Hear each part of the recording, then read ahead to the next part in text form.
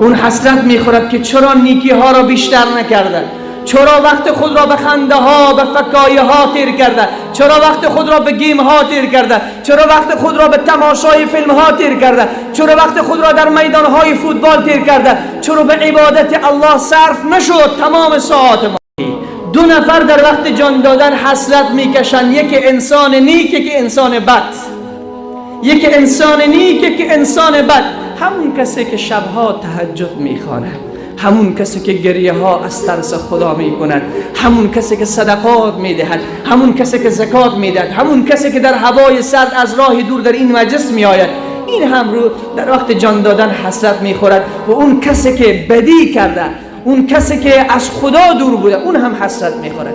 مرد نیکو از چی حسرت میخورد؟ از این که فرصت داشت، چرا اون اوقاتی که فرصت داشت یک بار تسبیح اضافه تر نگفته است.